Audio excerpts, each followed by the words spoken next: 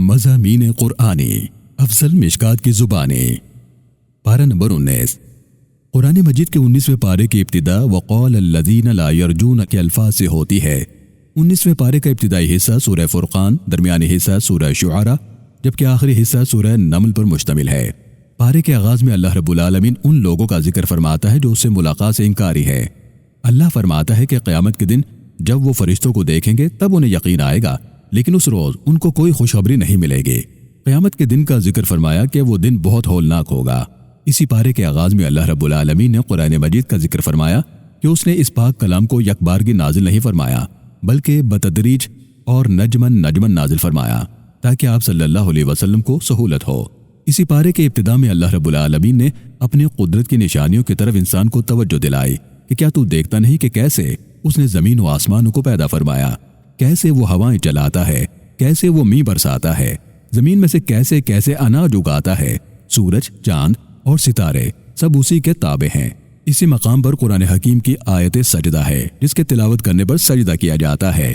اللہ رب العالمین اپنی بزرگی بیان فرماتا ہے کہ وہی ہے جس نے آسمانوں میں برج پیدا فرمائے۔ پھر اسی مقام پر اللہ رب العالمین نے اپنے بندوں کے کچھ خصوصیات و صفات بیان فرمائی ہیں کہ میرے بندے عاجزی والے ہیں، جاہلوں کے منہ نہیں لگتے، اپنے وعدے نبھاتے ہیں، بدکاری نہیں کرتے، کسی کو اس کے ساتھ شریک نہیں کرتے، میانہ روی اختیار کرتے ہیں، راتوں کو اس کے حضور قیام کرتے ہیں، اس کے حضور توبہ و استغفار کرتے ہیں، اپنے لیے، اپنے اہل و عیال کے لیے ہدایت کی دعا کرتے ہیں، یہی لوگ کامیاب ہیں۔ اسی مقام پر اللہ رب العالمین یہ بھی ارشاد فرماتا ہے کہ جو لوگ گناہ کرنے کے بعد اس کے حضور توبہ کرتے ہیں اور نیک عمل کرتے ہیں، اللہ ان کے گناہ معاف فرما دیتا ہے اور ان کے گناہوں کو مٹا کر ان کی جگہ نیکیاں درج فرما دیتا ہے۔ پھر سورہ شعراء کا آغاز ہوتا ہے۔ اس سورہ مبارکہ میں اللہ رب العالمین اپنے اولو العزم پیغمبروں اور رسولوں اور ان کی قوموں کا حال بیان فرماتا ہے، جن میں قوم نوح، قوم ابراہیم، قوم موسیٰ، قوم عاد و سمود اور قوم مدین و قوم لوط کا ذکر تفصیل سے بیان فرماتا ہے۔ سورہ شعراء کے آخر میں جا کر اللہ رب العالمین ایک مرتبہ پھر قرآن حکیم کی عظمت کا ذکر فرماتا ہے کہ یہ پاک کلام اس نے نازل کیا ہے۔ قدیم کتابوں اور صحیفوں میں بھی اس کا ذکر کیا گیا ہے، اسے عربی زبان میں نازل کیا گیا ہے۔ یہاں پر سورہ شعراء کا اختتام جبکہ سورہ نمل کا آغاز ہوتا ہے۔ نمل کا مطلب چونٹی ہے۔ اس سورہ مبارکہ میں چونکہ اللہ رب العالمین نے ایک چونٹی کی فریاد کا ذکر کیا ہے جس کی وجہ سے اس سورہ مبارکہ کا نام سورۃ النمل ہے۔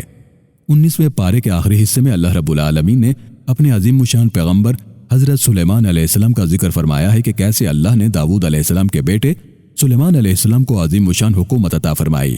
آپ کی حکومت ہواؤں، فضاؤں، چرندوں، پرندوں، درندوں سمیت انسانوں اور جنات پر تھی۔ آپ کو جانوروں کی بولیاں سمجھنے کی صلاحیت عطا کی گئی تھی۔ آپ کا لشکر ایک مرتبہ کہیں سے گزر رہا تھا کہ راستے میں ایک چونٹی نے اپنی ساتھیوں سے کہا کہ اپنے اپنے بلوں میں گھس جاؤ، کہیں سلیمان اور ان کا لشکر تمہیں روند نہ ڈالے۔ چونٹی کی یہ صدا آپ نے سن لی اور مسکرا دیے اور اس نعمت پر اللہ کا شکر ادا کیا۔ حضرت سلیمان علیہ السلام کے دربار میں ایک ہدہد تھا جو کچھ دنوں سے حاضر نہ ہوا۔ آپ نے اس کے بارے میں دریافت کیا۔ ہدہد حاضر ہوا اور ایک ملک کی ملکہ کے بارے میں بتایا کہ کیسے ملکہ سبا تخت نشین ہوتی ہے۔ حضرت سلیمان علیہ السلام نے اپنے دربار میں موجود حاضرین سے کہا کہ کون ہے جو ملکہ سبا کے تخت کو یہاں لا سکے۔ ایک جن نے کہا کہ آپ اپنے مقام سے کھڑے نہ ہونے پائیں گے کہ تخت یہاں لے آؤں گا۔ ایک دوسرے آدمی نے کہ جس کو کتاب کا علم دیا گیا تھا، اس نے کہا کہ میں پلک جھپکنے میں تخت لے آؤں گا، اور اگلے ہی لمحے 1500 میل کے فاصلے پر موجود تخت کو سلیمان علیہ السلام کے سامنے لا حاضر کیا۔